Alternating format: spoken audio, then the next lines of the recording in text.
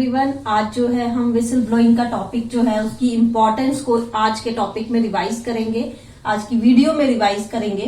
तो internal whistle blowing की importance का क्या मतलब है कि कोई भी कंपनी अगर इंटरनल विसल ब्लोइंग पॉलिसी बनाती है अपने लिए, तो उसका बनाने का क्या महत्व है, क्यों किसी कंपनी के लिए इंटरनल विसल ब्लोइंग पॉलिसी जो है वो जरूरी है, क्या उसका इम्पोर्टेंस रहता है, क्या महत्व रहता है। तो उन पॉइंट्स को आज हम डिस्कस करेंगे। Importance of internal whistle blowing policy. First importance आ गई आपकी प्रोटेक्शन। प्रोटेक्शन का मतलब है कि अगर किसी कंपनी में एक स्ट्रांग विसल ब्लोइंग पॉलिसी है तो उस कंपनी के जो एम्प्लॉयज हैं उनको प्रोटेक्शन मिलती है। यानी कि अगर कोई एम्प्लॉय सच बोलने की हिम्मत रखता है या कंपनी में होने वाले मिसकंडक्ट के बारे में मैनेजमेंट को जानकारी देने की हिम्मत रखता है, तो उस एम्प्लॉय को जो है इंटरनल विसल ब्लोइंग पॉलिसी के थ्रू जो है प्रोटेक्शन मिलती है। मींस चाहे उसको फाइनेंशियल रिस्क मैंने बताए थे आपको, उन सभी लॉसेस से जो है उसको सिक्योर किया जाता है through internal whistle blowing policy. Second importance आ गया अवॉइड अनवांटेड पब्लिसिटी, कि विसल ब्लोइंग पॉलिसी अगर अच्छी है तो जो भी मिसकंडक्ट रॉन्ग डूइंग कंपनी में हो रहा है वो इंटरनल मैनेजमेंट के आगे सामने जो है टाइमली आ जाएगा और अनवांटेड पब्लिसिटी यानी कि नेगेटिव पब्लिसिटी एक तरह से जो है वो रुक जाएगी।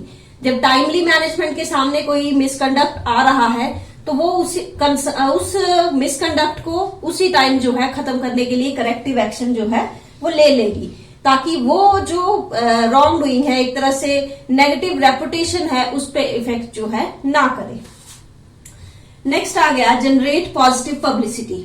जनरेट पॉजिटिव पब्लिसिटी का मतलब होता है कि एक तरह से लोगों में जो है कंपनी के नाम को लेकर, कंपनी को लेकर जो है पॉजिटिव रेपुटेशन जो है वो फ्रेम होनी चाहिए लोगों के दिमाग में, पब्लिक में जो है कंपनी की अच्छी रेपुटेशन फ्रेम करने के लिए भी जो है इंटरनल विसल ब्लोइंग पॉलिसी का स्ट्रांग होना जरूरी है। क्योंकि एक अच्छी इंटरनल विसल ब्लोइंग पॉलिसी जो है वो लोगों के दिमाग में इस चीज को बिठाती है कि जो कंपनी है वो अपनी सोशल रिस्पॉन्सिबिलिटी के लिए जो है पूरी तरह जिम्मेवार है। नेक्स्ट इंपॉर्टेंस आ गई वैल्यू बेस्ड लीडरशिप कल्चर, कि अगर अच्छी इंटरनल पॉलिसी है तो वैल्यूज को फॉलो करने वाला एक लीडरशिप कल्चर जो है वो भी कंपनी में जो है फॉलो किया जाएगा। कि चाहे आपके हायर रैंक पे हैं या लोअर रैंक पे हैं, वो सभी जो है उन कोड ऑफ कंडक्ट्स को जो है मानते हैं, कंपनी के जो वैल्यूज हैं उनको फॉलो करते हैं, तो इसका भी एक तरह से पॉजिटिव इफेक्ट जो है कंपनी की रेपुटेशन पे पड़ता है। नेक्स्ट इंपॉर्टेंस आ गया आपका increase confidence in the quality of leadership. आजकल जो कंपनीज वो काम कर रही हैं वो एक तरह से डाइवर्स एरिया में, ज्योग्राफिकल एरिया जो है उनका डाइवर्स होता है। मीन्स एक कंपनी यहाँ है, वही कंपनी का ब्रांच जो है किसी दूसरी जगह पे है, तो उन सभी पे एक सिमिलर लीडरशिप क्वालिटी जो है वो फॉलो होनी चाहिए। तो उसके लिए जो है एक similar internal whistle blowing policy का होना जो है जरूरी है। एक कंपनी फ्रेम की जाती है तो चाहे उसकी ब्रांचेस फॉरेन में है, इंडिया में है, उसकी जो विसल ब्लोइंग पॉलिसी होगी वो सब जगह जो है सेम ही फॉलो की जाएगी।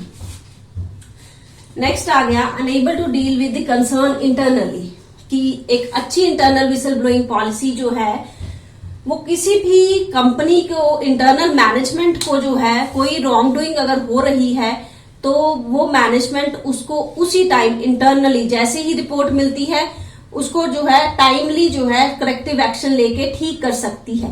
मैनेजमेंट जो है अगर टाइमली एक्शन नहीं लिया जाएगा, अच्छी विसल ब्लोइंग पॉलिसी नहीं होगी तो रिपोर्टिंग टाइम पे नहीं होगी, जिसके कारण जो है पब्लिक में उस बात को फैलने में जो है ज्यादा देर नहीं लगेगी।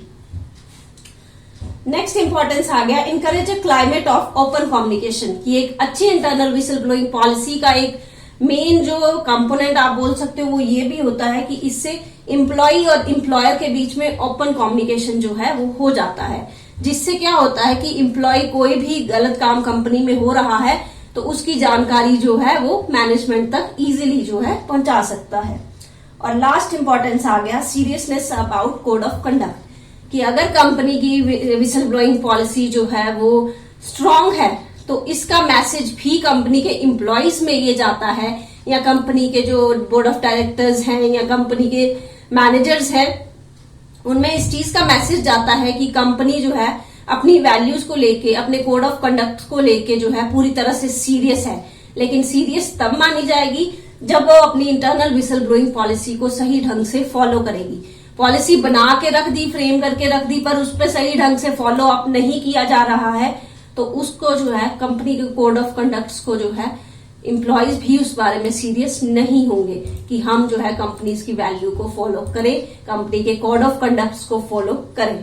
तो ये थे आपके इम्पोर्टेंस की इंटरनल विसल ब्लोइंग पॉलिसी की क्या इम्पोर्टेंस है।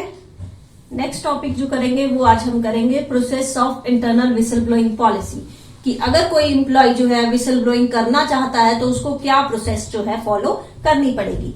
तो बेसिकली ये जो है स्टेप्स चलते हैं प्रोसेस में, वो सबसे पहला स्टेप जो इसमें आता है वो आता है कि कोई एम्प्लॉय जो है उस पर्टिकुलर मिसकंडक्ट को जो है सबके सामने लेकर आता है। तो फर्स्ट स्टेप आ गया इसका, एम्प्लॉय रेजेस अ कंसर्न,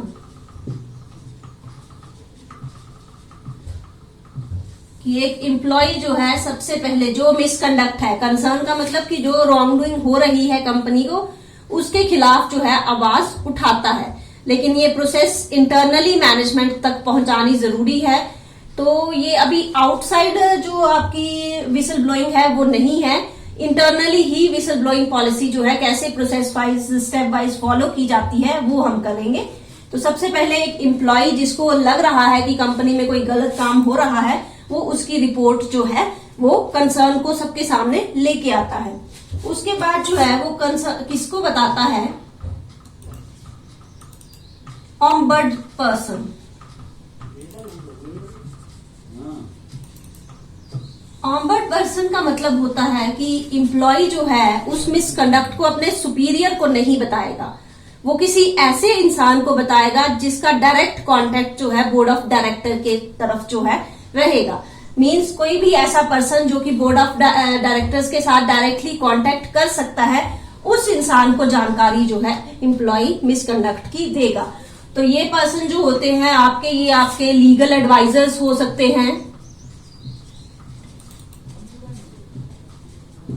या फिर ऑडिटर हो सकते हैं। तो कोई भी ऐसा पर्सन जिसका कांटेक्ट जो है डायरेक्ट बोर्ड ऑफ डायरेक्टर्स के साथ होगा, मींस उसको लंबी चेन जो है वो फॉलो नहीं करनी पड़ेगी कम्युनिकेशन करने के लिए, वो डायरेक्ट बोर्ड ऑफ डायरेक्टर के साथ जो जाके बात कर सकता है। ऐसे इंसान के लिए जो है एम्प्लॉय जो है उसको रिपोर्ट करेगा। उसके बाद जो लीगल एडवाइजर्स होंगे वो इनिशियल इंक्वायरी करेंगे।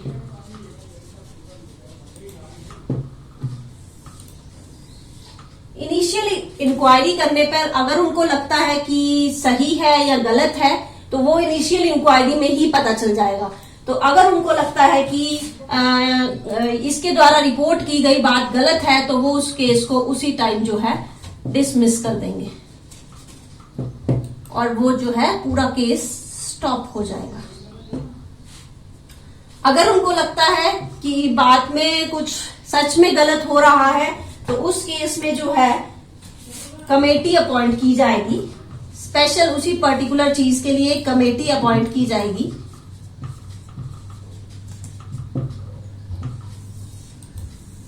जिसका काम उसी पर्टिकुलर चीज को जो है, जो इसने कंसर्न उठाया था, उसी पर्टिकुलर चीज के बारे में जो है डिटेल्ड इन्वेस्टिगेशन जो करना होता है। ये कमेटी करती है डिटेल्ड इन्वेस्टिगेशन।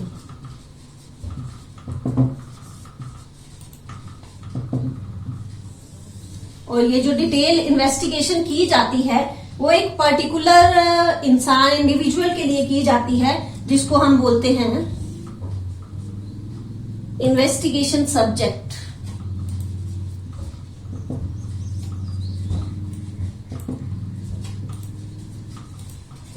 इसमें वो लोग इंक्लूड होते हैं जो कि मिसकंडक्ट में शामिल हैं, जो कि मिसकंडक्ट कर रहे हैं। आफ्टर डिटेल्ड इन्वेस्टिगेशन जो है डिसीजन लिया जाता है कि क्या एक्शन लिया जाएगा।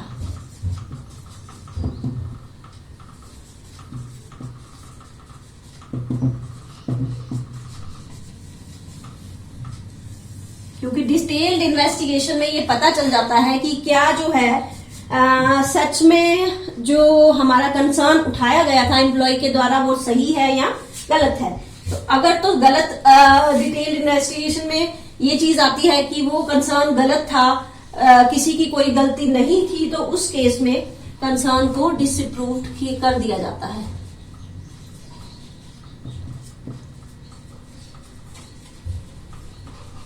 और जो सब्जेक्ट होता है जिसके खिलाफ जो इन्वेस्टिगेशन है उसको जो है छोड़ दिया जाता है, मींस उसको कोई सजा जो है नहीं दी जाती है। और इन केस कंसर्न जो है प्रूव्ड हो जाता है कि सच में जो है उस कंपनी में जो है किसी तरह का मिसकंडक्ट, रॉन्ग डूइंग कोई कर रहा था, तो वो कंसर्न प्रूव कर दिया गया थ्रू डिटेल्ड इन्वेस्टिगेशन। तो उस केस में उस पर्टिकुलर इन्वेस्टिगेशन सब्जेक्ट के खिलाफ जो है डिसिप्लिनरी एक्शन लिया जाता है।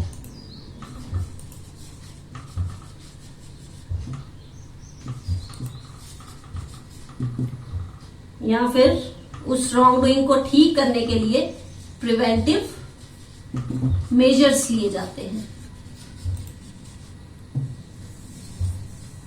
मीन्स उस जो भी कंसर्न इसने उठाया गया था वो अगर सही प्रूव हो जाता है तो उस मिसकंडक्ट की वजह से अगर कुछ गलत हो रहा है तो प्रिवेंटिव मेजर्स लिए जाते हैं उसको ठीक करने के लिए, और जिसने गलत किया है उसके खिलाफ जो है डिसिप्लिनरी एक्शन भी लिया जाता है। यहाँ तो उसको निकाल दिया जाएगा, यहाँ उसको लीगल पेनल्टी जो है, फाइनेंशियल पेनल्टी जो है वो डाली जाएगी। तो ये थी आपकी process of internal whistle blowing policy. अगर इंपॉर्टेंस या प्रोसेस का कोई पॉइंट आपको समझ नहीं आया है तो कमेंट सेक्शन में लिख दीजिए, मैं उस पॉइंट को फिर से क्लियर कर दूंगी। Thank you.